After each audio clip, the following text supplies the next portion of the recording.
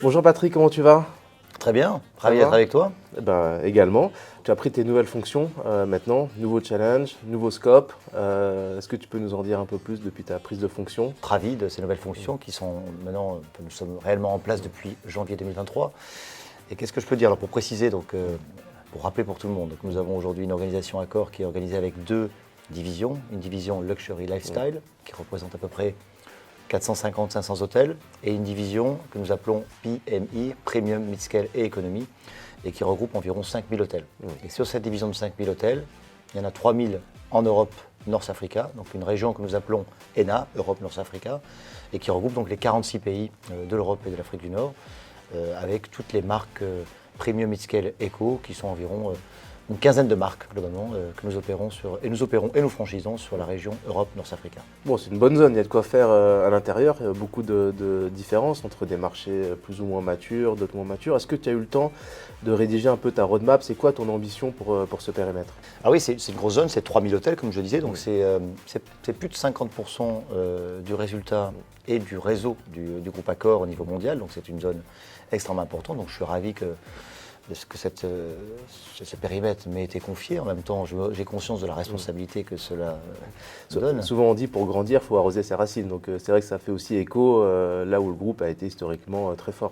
Oui, effectivement. Donc le groupe est né, ça fait 67, ça fait un peu d'historien, mais 67, le groupe est né en France. Nous avons quand même grossi énormément sur l'Europe. Bon, j'étais moi avant en Amérique latine, qui est une zone aussi qui a pas mal évolué sur les 30 dernières années.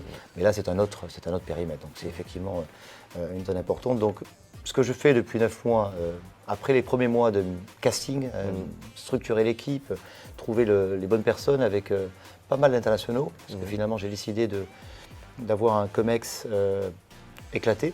Et donc ça a été la première partie, c'est déjà le casting, trouver les bonnes personnes, les bons opérateurs, les bons franchiseurs sur le réseau. Nous sommes à peu près un peu plus d'un millier de personnes sur l'Europe, sur les sièges, pour gérer les ventes, le marketing, le legal, etc., etc. La deuxième partie, ça a été de visiter les équipes, 46 pays comme tu le disais, donc des pays très importants et des pays qui sont en fort développement. Donc ça a pris quasiment 3-4 mois pour démarrer sur les premiers pays. Donc j'ai commencé bien sûr par la France, l'Allemagne, le UK, qui sont les 3 fers de lance de l'Europe North Africa. Mais on a aussi la Pologne, le Benelux, la Suisse, qui sont des pays très importants pour nous, où nous sommes ou leader ou numéro 2 sur ces zones. Et maintenant beaucoup de développement aussi qui se font sur les autres pays. Donc l'Afrique du Nord, bien sûr, mais aussi par la Géorgie, la Roumanie. J'étais en Italie, en Espagne très récemment, où c'est en train de se développer de manière très forte aussi, le Portugal. Enfin voilà, donc un vrai enjeu de présence locale. Et donc j'ai eu une deuxième partie de ma fonction après le casting qui a été de visiter les équipes, de visiter les propriétaires, de voir les franchisés. D'aller sur le terrain pour voir un peu comment ça se passait, quoi. Oui. Et c'est ce qui me nourrit, c'est ce qui est enrichissant pour moi, et en même temps, c'est de me permettre de rencontrer les propriétaires. Parce que la particularité de mon profil, c'est que j'ai passé presque une vingtaine d'années chez Accor, et j'ai fait la moitié de mon parcours en corporate, donc au niveau des sièges, et la moitié de mon parcours dans les opérations. Donc ça me permet d'avoir cette ambivalence, et donc je tiens vraiment beaucoup à aller voir les propriétaires. Justement, c'est une zone qui est assez importante, cette relation avec les partenaires. Parfois, il faut suivre un peu les nouvelles organisations, c'est pas simple, il faut déployer, c'est un gros bateau à faire bouger. On a compris à peu près quelle était cette division Luxury Lifestyle que Sébastien nous avait expliqué il y a quelques temps. Quelle est l'ambition sur ces marques qu'on appelle les marques historiques? Je ne sais pas si c'est le bon terme, mais qu'est-ce que tu as envie de faire avec ces marques sur ta zone? Alors c'est justement, c'est la troisième partie de ce que j'ai fait depuis maintenant 9 mois, c'est redéfinir la stratégie, l'adapter en tout cas, participer à l'élaboration de la stratégie au niveau du groupe qu'on va appeler Premium Mid-Scale Eco avec sous la responsabilité de Jean-Jacques Morin, et avec les 3 autres CEO, puisque le Premium Mid-Scale Eco est divisé en 4 zones géographiques, les Amériques, l'Europe North Africa, le Moyen-Orient, Asie-Pacifique et la Chine. Donc nous avons travaillé sur la stratégie globale et ensuite adapté cette stratégie au niveau Europe North Africa. Et pour moi, trois axes principaux qui touchent vraiment l'Europe et North Africa, et ce qui va me guider sur les prochains 18 mois. Le premier, c'est la modernisation du réseau. Tu parlais des marques, tu parlais des marques historiques.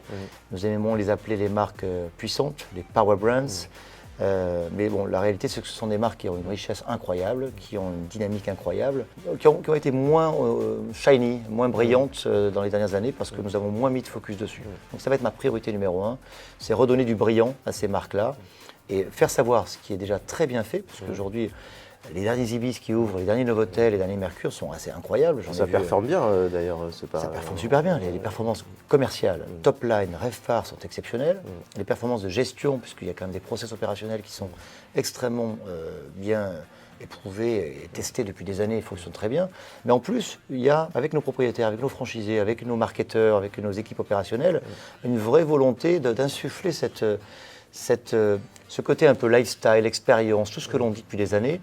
Ça n'est pas que les marques lifestyle qui ont un succès incroyable chez Accor, avec toutes les marques que l'on connaît. Elles ont été transférées, ça a donné un halo effect, où ça a été transféré sur les marques historiques. Elles n'ont pas le monopole de la modernité. Finalement, on peut la trouver dans toutes les marques. La modernité, l'expérience, le food and beverage, la musique. Si tu prends Ibis Music, si on prend ce qu'on est en train de faire sur les dernières rénovations de Novotel, où vraiment on transforme le Novotel en hub, et ça devient un hôtel pour la communauté locale, où donc les restaurants, l'animation locale est devenue un fer de lance. Ça n'est plus un hôtel uniquement pour les personnes qui logent dans l'hôtel, mais vraiment un hôtel qui fait partie du quartier. Donc toute cette partie de modernisation du network devient la priorité pour moi numéro 1. Et on a monté d'ailleurs un projet qu'on appelle PURE, qui fait beaucoup de bruit en interne, Promote, Upgrade, Rebrand, Exit. Chaque hôtel est passé au peigne fin, suivant des critères, une dizaine de critères, pour pouvoir identifier si cet hôtel a le mérite d'être promu, ou doit sortir du réseau, ou doit être rénové, etc. etc. Enfin, tu as compris. Il faut amener de la cohérence, quoi. Amener de la cohérence, amener de la consistance, faire prendre conscience aussi à nos opérateurs et à nos propriétaires, à nos franchisés, de la performance d'un hôtel par rapport à un autre, et de l'effet que pourrait avoir une rénovation, parfois même light. Mais une rénovation sur un hôtel. Donc on identifie, on aide, on objective, on rend la chose un peu plus statistique, un peu plus réelle sur le besoin d'une rénovation ou non. Et on le transforme en KPI et on le transforme en amélioration de RevPAR. Les hôtels rénovés ont en moyenne 15% de croissance de RevPAR versus un non rénové. Et en plus, on améliore la qualité puisque la perception d'un hôtel rénové est de l'ordre de 8 points supérieur en termes de qualité perçue par rapport à un hôtel non rénové. Justement, tu en parlais un peu de ce repositionnement, de retravailler sur les marques, de remettre du focus, parce qu'il y avait peut-être la tendance de rester un peu sur ses lauriers et d'être sur plein de combats. Donc là, on refocus dessus. Il y a aussi un grand volet opérationnel, c'est une vraie attente de la part des partenaires. Comment on réinvente quelque chose, comment on arrive à peut-être ouvrir un nouveau cycle dans la façon de faire ce métier. Est-ce que tu as déjà des idées ou est-ce que vous êtes structuré un peu pour répondre à ça? Oui, alors je disais, donc, le premier objectif, c'est la qualité, la modernisation du réseau, le rendre plus fun, le rendre plus dynamique, le rendre plus accessible et plus attirant. Donc ça, c'est le premier. Le deuxième, c'est ce qu'on appelle l'opération ou l'excellence opérationnelle, qui est le deuxième pilier sur lequel je suis en train de travailler avec à la fois les opérationnels, mais aussi nos propriétaires et nos franchisés. Donc l'idée, c'est à plusieurs niveaux. Un, le bottom line est clé. Le top line n'est pas suffisant. Et donc, bottom line, c'est pour les investisseurs. Mais c'est à partir du moment où on a pris conscience, nous aussi, que c'est clé pour l'intégralité, enfin pour tout le monde, pour tous les acteurs, depuis le propriétaire jusqu'au franchisé, mais aussi pour nos opérateurs, ça change un peu la manière de fonctionner. Donc j'essaie d'insuffler cela auprès de mes équipes. C'est que systématiquement, penser comme un entrepreneur, penser comme un propriétaire. Et ça change pas mal la manière de gérer les choses, même au niveau des sièges. Et donc c'est ce que j'essaie de faire avec mes équipes, de leur montrer ou de leur démontrer comment fonctionne un PNL, comment fonctionne un GOP, comment on génère du profit, comment mesurer un investissement pour un propriétaire, pour que les gens comprennent la logique. Deuxièmement, c'est les process et les standards opérationnels. Donc nous sommes en train de travailler avec nos équipes marketing pour une refonte de tous les brands standards, les brands d'attitude, les promesses de la marque Ibis de demain. C'est quoi sans réinventer la roue, hein, on ne réinvente pas, des fois c'est juste remettre à plat les fondamentaux de la marque au niveau de la brand attitude, ce qu'on appelle le service attitude, et au niveau des brands standards et les brands product, du produit. Donc ça, c'est un travail qui est en train d'être fait en ce moment, qui vise à aussi un peu économiser sur certains sujets et en même temps améliorer l'expérience opérationnelle. Et le troisième là-dessus, c'est ce que j'appelle une rénovation efficace ou efficiente. On ne peut pas rénover de la même manière un Novotel centre-ville, triple A location, qui va générer 250 € de prix moyen, et un Novotel qui est en zone peut-être plus éloignée, périphérique, qui va lui faire 180 ou 170 € de prix moyen. Donc il faut qu'on s'adapte nous aussi dans les brands standards, dans les rénovations. Donc nous travaillons sur les solutions de rénovation full, qui sont pour les premières catégories, et de rénovation un peu plus légère, mais qui restent dans les standards de la marque, mais de manière beaucoup plus adaptée à un investissement qui ne pourra pas être le même.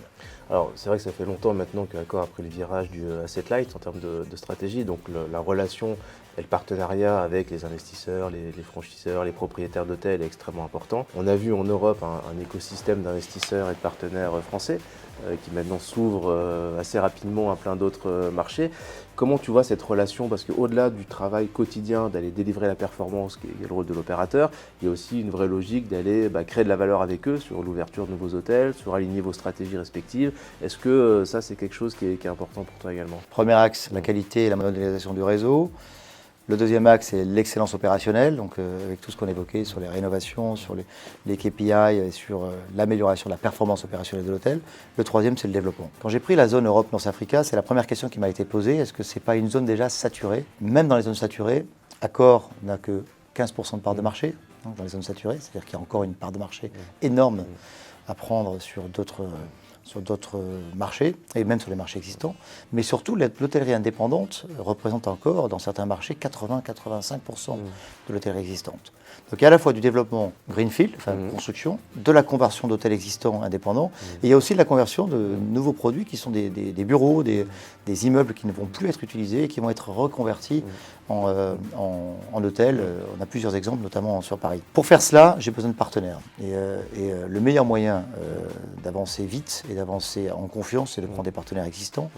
Donc tous nos partenaires qui existent aujourd'hui, notamment en France, en Angleterre, en Allemagne, ont des volontés aussi d'expansion. Si je prends quelques gros franchisés en France, je ne vais pas les citer, mais ils ont déjà commencé leur développement en Espagne, en Italie, au Portugal, etc. Donc je veux à la fois m'appuyer sur des partenaires existants qui sont déjà en grande confiance et qui ont une capacité pour nous à développer très vite avec des standards qu'ils connaissent, avec des marques qu'ils connaissent, et en même temps sur des nouveaux opérateurs et des nouveaux franchisés que nous découvrons sur les différentes nouvelles zones. Tout à fait d'accord avec toi. Au vu de ce qu'on peut voir chez des choses type Airbnb, il y a de la place pour de l'offre. Donc voilà, où on la prend nous, les hôteliers, où on la laisse sur la table pour d'autres acteurs.